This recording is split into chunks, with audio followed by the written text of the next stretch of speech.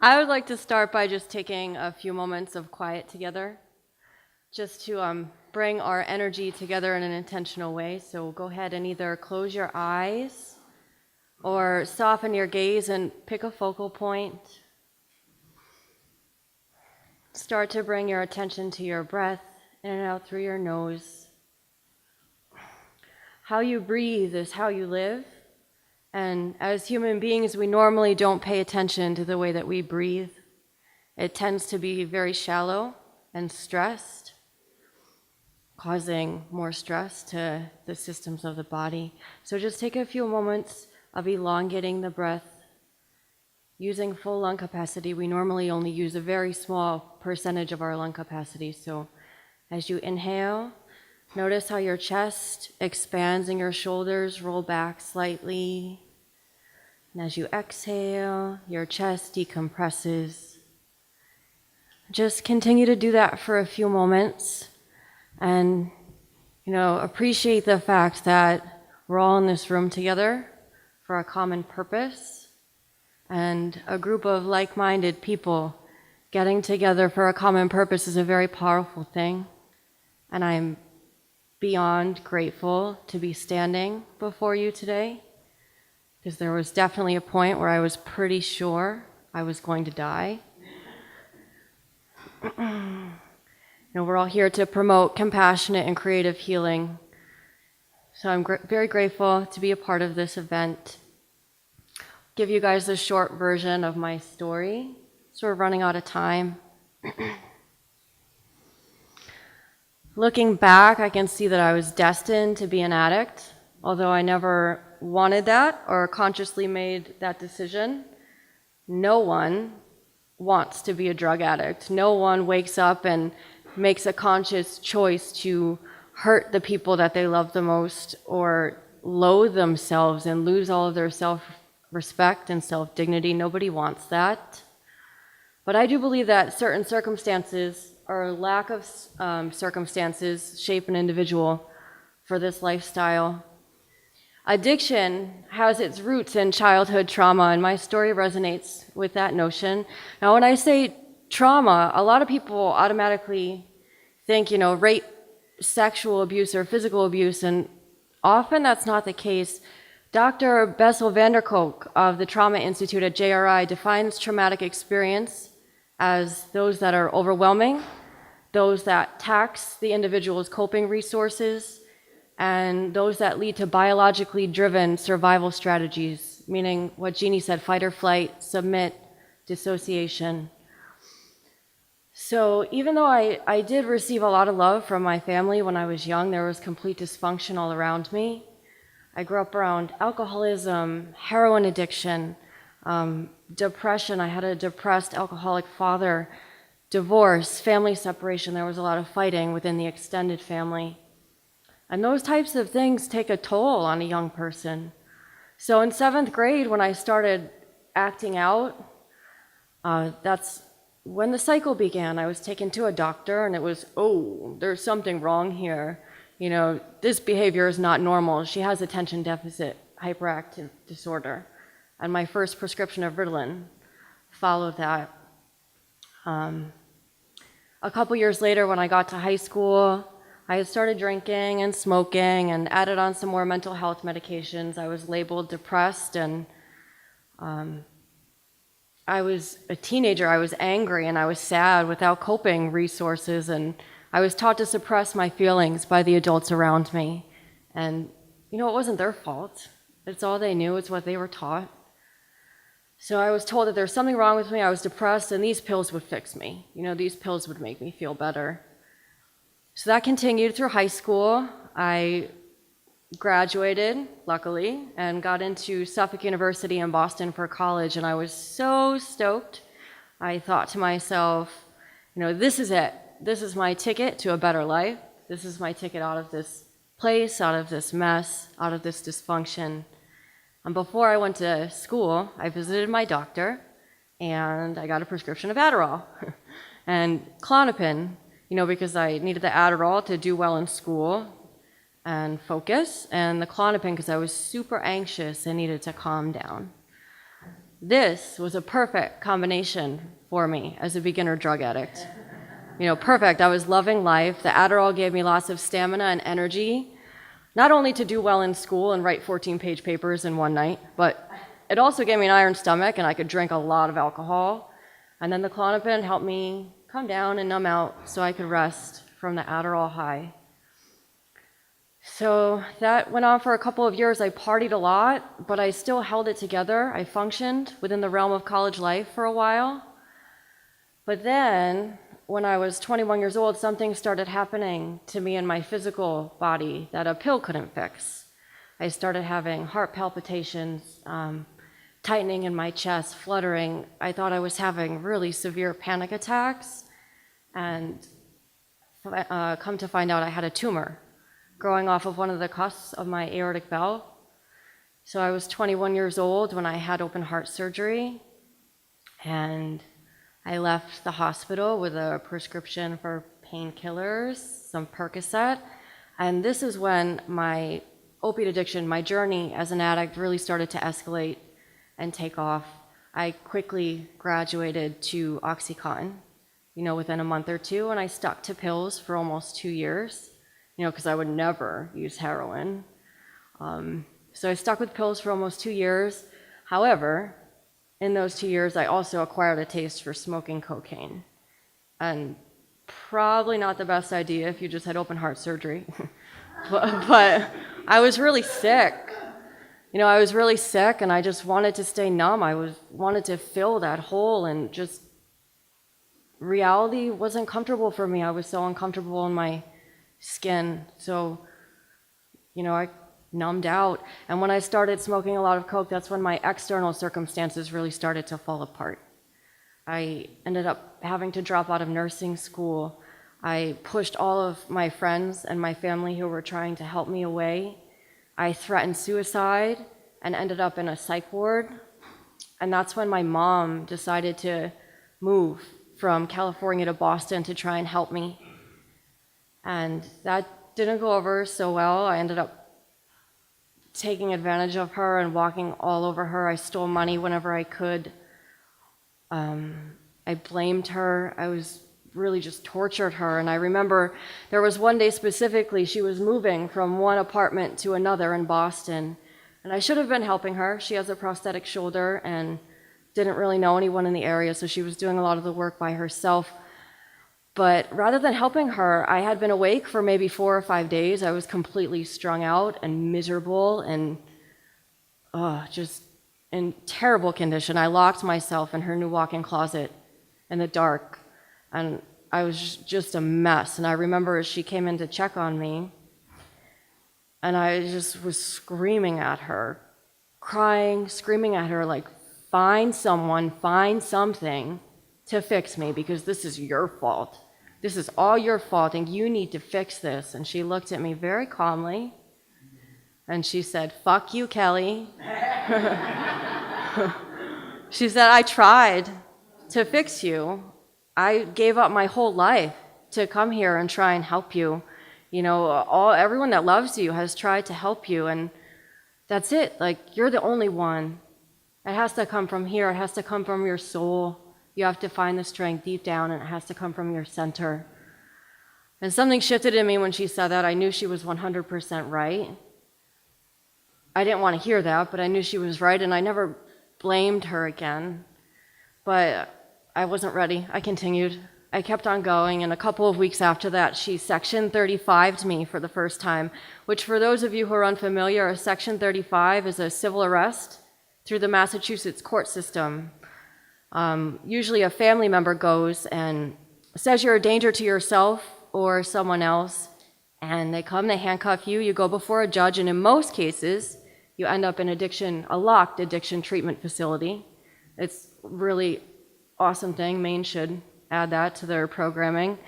But anyways, this is a really important part of my story because this facility became like a second home to me over the next couple of years. It was called the Women's Addiction Treatment Center. And my first time there, I did not want to be there. I was miserable. I was lashing out at the staff, disrespectful, just, hated myself. And I was judging all of the women who were further in their addiction than I was, thinking things like, I would never do that. I would never trade sex for drugs. I would never use needles because I wasn't that type of addict. I wasn't that bad yet. So I left there with some knowledge of AA and NA and the 12 steps, and I was told that, the only thing that would save me was believing that a power greater than myself could restore me to sanity. So I was discharged. I left, continued using. A couple weeks later, really miserable, strung out. And I was like, all right, maybe I'll try that again. Maybe I'll give that a second go. So I sectioned myself this time. I went to the courthouse, asked them to put handcuffs on me and take me back to that place. And they did. I went back. And this time there, I worked actively with my counselors. I created an aftercare plan. I was going to go to a halfway house. And if you're staying for further treatment, you can stay at that facility as long as you need until your bed opens. So I stayed there 53 days that second time. And there was this one woman, her name was Candy, and I remember she was this amazingly real woman, and she said to me, Kelly, how did you end up here? And I started saying, rah, rah, like rambling on this, that, and she said, no, Kelly, that's not what I mean. She said, what is your hole? What is that hole that you're trying to fill? What happened to you? And I never really thought about it that way. So I started working a little bit on some trauma issues around my father from childhood. And, around 53 days I was there, and all of a sudden, energetically, I just felt like something really big was going to happen in my family. I just had this huge feeling like something's going to happen and I need to go home. And I left. I asked to be discharged. I left, and literally 2 days later, I was sleeping and my mom crawls in my bed and puts her arm around me, and she whispered very softly, your daddy's gone. My 52-year-old father passed.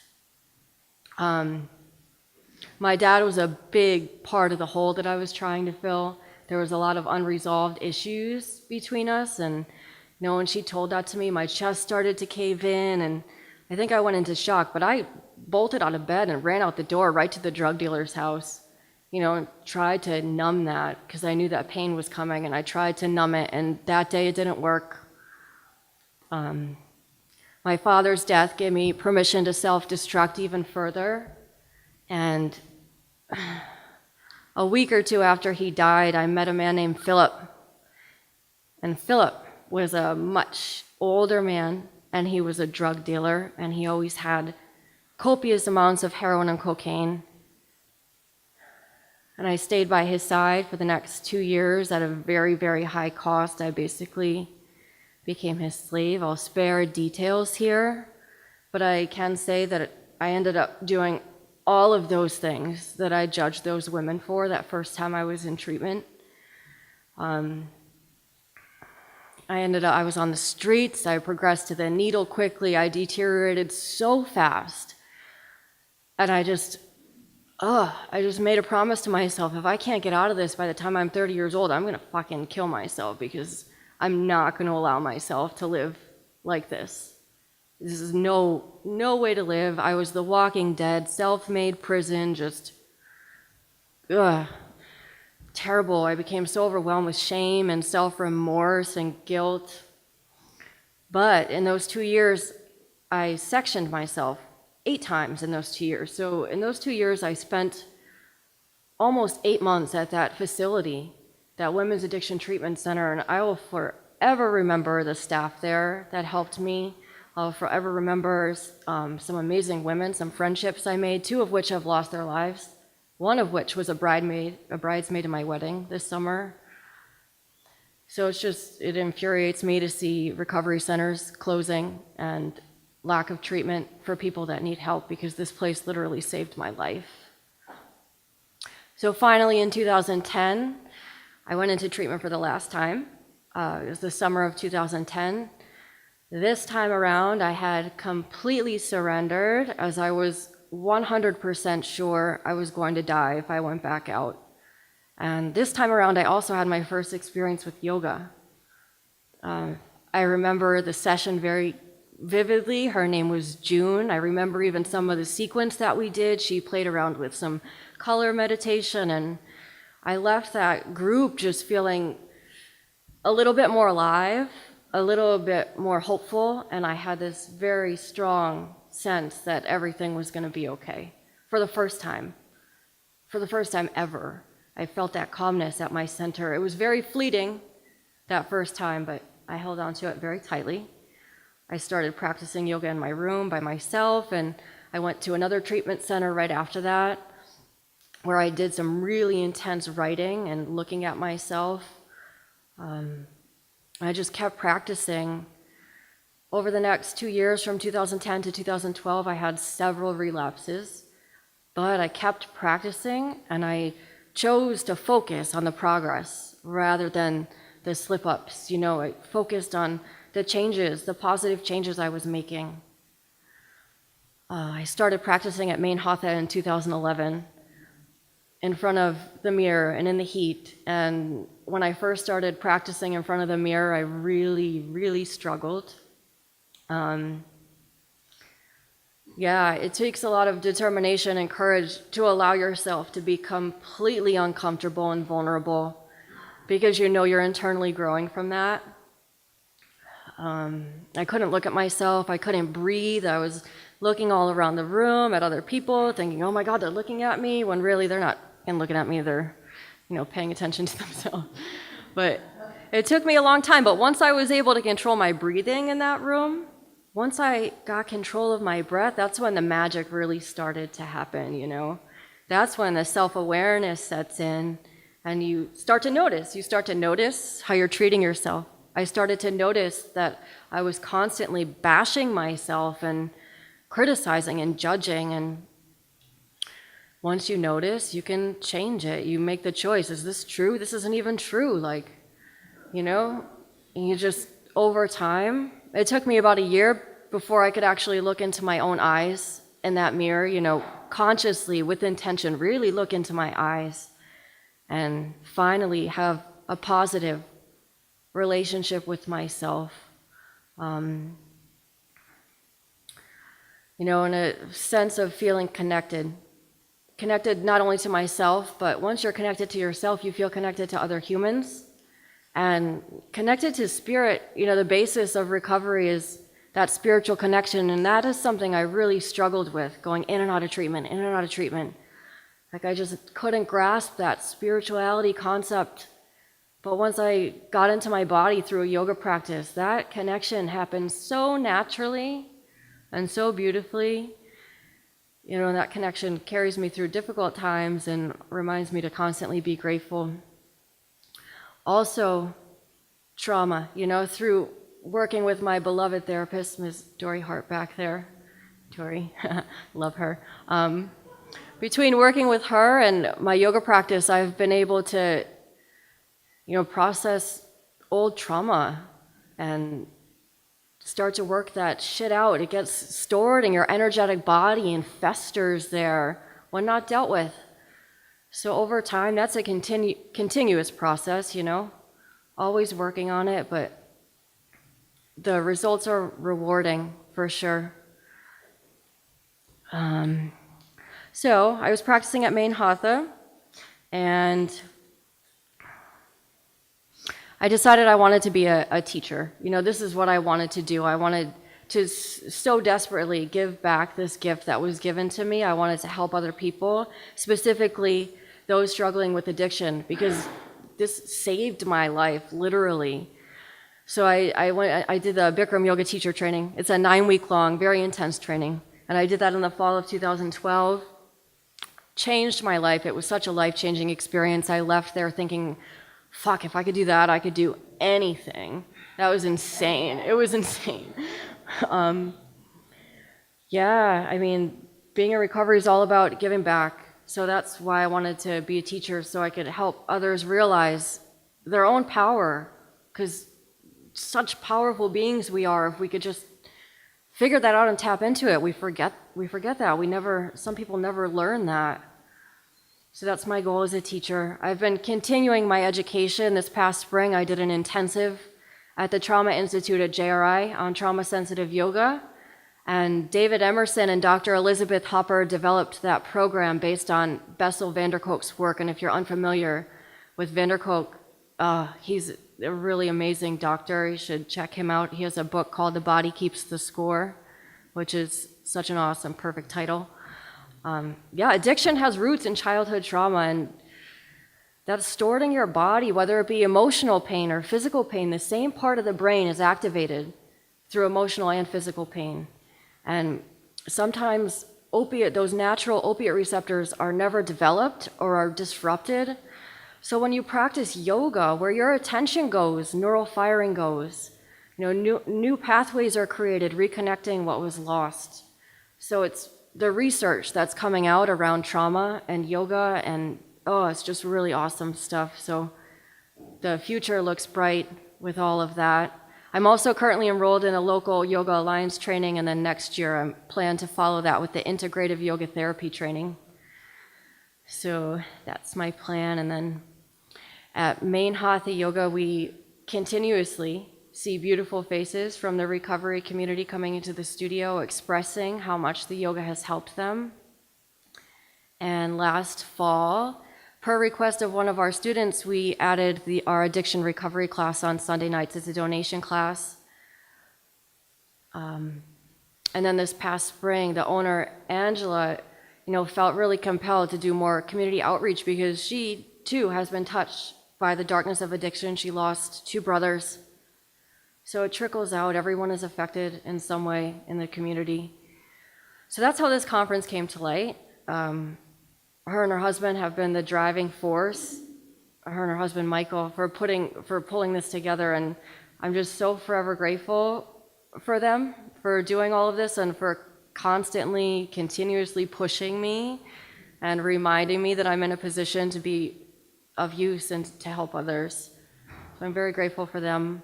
I'm also very grateful for Ted and Jeannie for welcoming me with open arms into the Pure Action family. I'm really looking forward to working with them. We're launching, as Ted said, one posture at a time, Maine. So our goal with that is to, actively bring yoga, not only the physical asana of yoga, but also the education about the research into local detoxes, recovery centers, residential facilities, and really because people just don't know how powerful it is yet, I don't think. And so just being more active and presenting the information in a constructive way to make people listen, this is real, listen to us, incorporate this into your programming because it will decrease chance of relapse, So that's our goal with one posture at a time. We're also introducing our recovery yoga sponsor program, which we actually just won a $4,000 grant for, which is really awesome. So that will give us a nice jump start. Through this scholarship program, anyone interested in early recovery, like in halfway houses, sober houses, those who can't afford it, who really need it the most, will have access to unlimited monthly memberships at our studio. So we're really excited about that. And anyone enrolled in that scholarship program will also have the chance to participate in weekly group therapy sessions, processing how they're experiencing the mirror, how their fears, their struggles, and just, trying to create more community. Just thanking again our speakers. I'll wrap it up. Our speakers, Chris and Joe, have such inspirational, amazing stories. And Jeannie and Ted.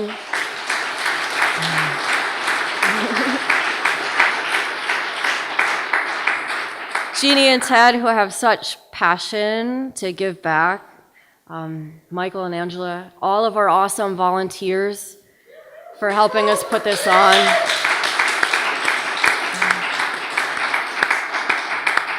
Feel free to visit. We have a couple donation boxes around. We take credit cards. If you're feeling generous, feel free to drop something in there. Stop by and say hello. And thank you very much. I hope everyone has a beautiful evening.